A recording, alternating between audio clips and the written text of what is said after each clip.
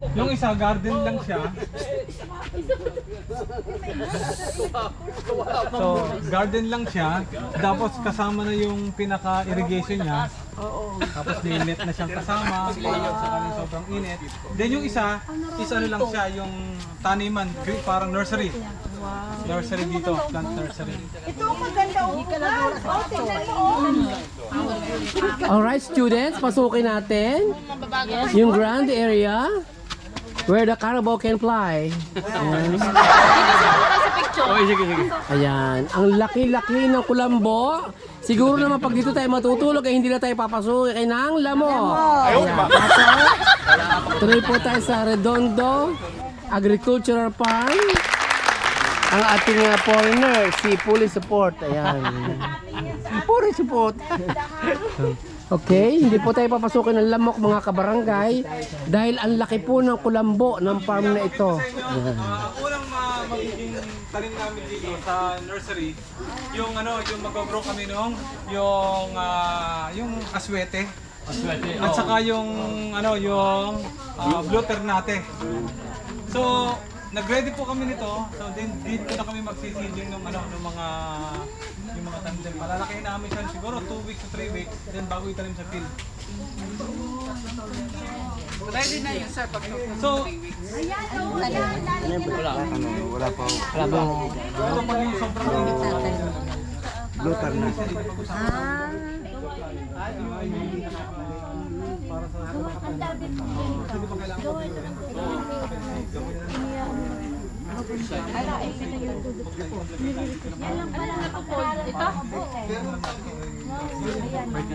Pwede kasi natin ilagay ito sa ating.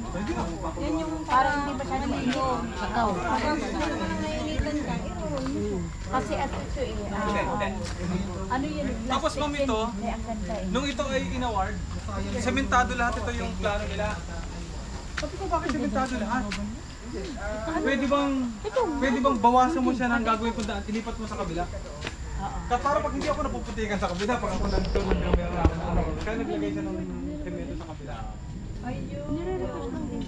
Then, nung habang nakikita ko dito, pwede namang magtanim nung hindi naman nakaano lahat sa lupa eh. Yung nakaano lang siya, para control mo yung mga soil mix, potting soil mix.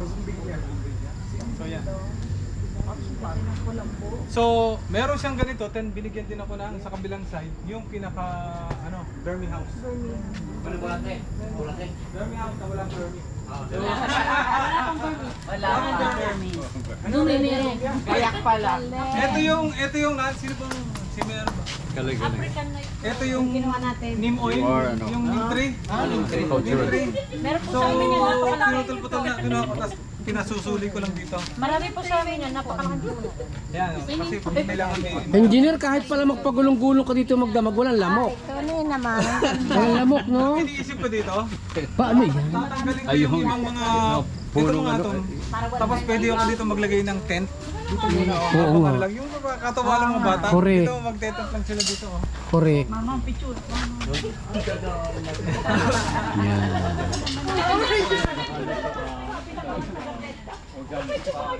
Enjoy masyado ang mga taga-Dindi Integrated Farm dito sa RB Redondo Agricultural Farm located in Bisperas ng bagyo?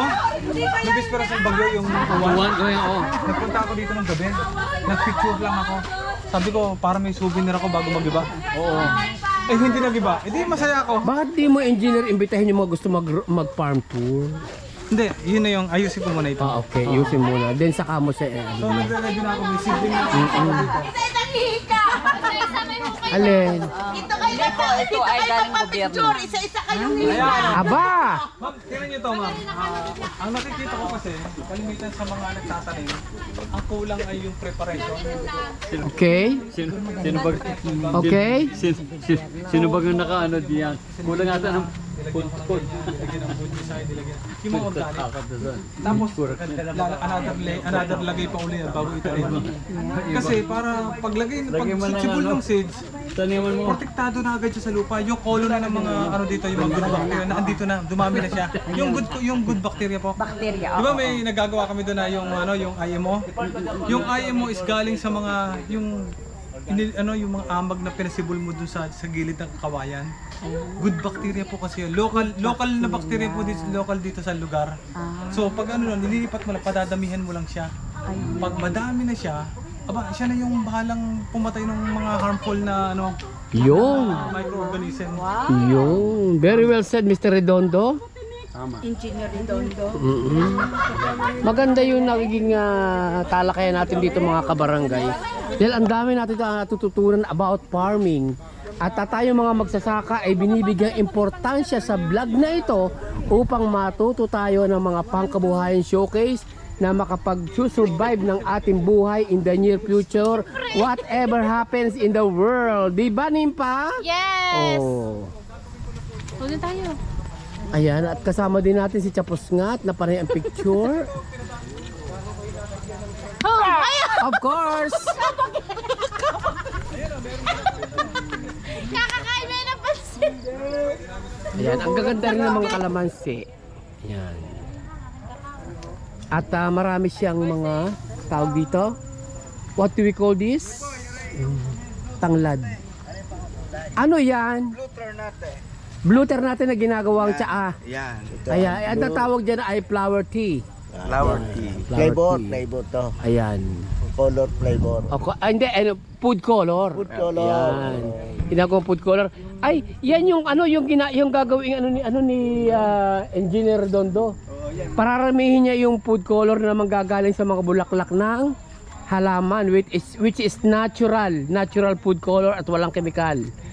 So eto mga tanglad na ito, pag naparami natin katulad ng mga inasal, ginagamit ito. At itong mga kalamansi na ito na grafted, Ito, galing sa kanya yan. yan. Ito pa, pakinggan natin si Engineer. Paano? Engineer, anong purpose nitong building na to? Ito ay Vermi House. So makikita mo, natutuwa naman ako sa ginawa ng DA kasi kung makikita niyo yung mga partition, ang lalaki, ang kakapal. Para sa kalaman ng ating mga farmers, ano ba ang Vermi? Vermi is yung African Nightcrawler. Okay. So ito, yung dumi niya, yun ang vermicompost kung tinatawag. So Okay. magiging fertilizer siya ngayon later on sa mga halaman. Yun. Organic. Organic, yes. Okay. Yes po. So yan. So yung mga niyog mo ay dwarf? Dwarf coconut po lahat yan. Ayun, dwarf So ito coconut. yung presyo niya, parang gusto yung malaman. Ito yung naging budget ng project. Okay. Open to the public or Yes, sir. private? Open yan. Open to the public. Ayan. Department of So Agriculture. dalawang project siya. Yung greenhouse ay 997K. Then itong ay 749K. Wow. Kasi yung Vermi house, kung makita mo may insulation pa. Yes. Di ba? Masaya naman yung bulatin yan. So dalawa siya project, sir. Dalawang project po yan. Ere po yung isa, o ano na isa, ito greenhouse po. Greenhouse. Ando yung Yung greenhouse isa, yung yung po may ventilation, yung may ano po. So, vermicompost. So kung ako ay isang farmer, gusto ko magkameron ng ganyang halaga yung bubunuin ko bago na di ba? So ROI ko ang tagal. Ito binigay lang eh. So gagamitin mo na lang. Di ba? So kailangan lang is yung maging active kayo sa grupo, sa cooperative, then tulungan niyo yung cooperative para tulungan din kayo. Engineer, ano the best advice mo sa mga farmers for today? For today, kailangan nyo magpa-accredit o mag-apply ng RSBSA. Magpalista muna kayo sa agriculture yung sa CAO. So, para ganoon, mabilang kayo sa registry ng mga farmers. Yun kasi yung tinutulungan ng government. So, mag-start muna kayo doon. Then, active lang kayo sa community para hindi naman kayo mahirap kasi magsarili eh. Kaya, Pag farming kasi kailangan cooperation din sa mga ibang mga farmer din. so narinig niyo mga kabarangay, huwag magpatanga-tanga. Kailangan tayo mga farmer, tayo mga farmer ay mabuhay ang abilidad. Wag nating ismulin ang ating sarili, 'di ba Sir Edgar? Opo, Wag nating ismulin ang ating sarili at lang. tayo ay sipag lang. Sabi nga habang buhay may pag-asa, wag tayong mawala ng pag-asa. Tinan ninyo mga senior na yan. Pero umaate kabo pa rin. Katulad niya, tinan ninyo yan. Oh. Hindi nawawala ng pag-asa buhay. Ang konsihala ng mataas sa kao, hindi nawawala ng pag-asa buhay. Kaya ito nagiging silbing halimbawa para sa ating lahat. O siya na, hanggang dyan na lang at iiwanan na namin kabit-kabit apayao ng paparang taon na ha. Sige na, bye-bye.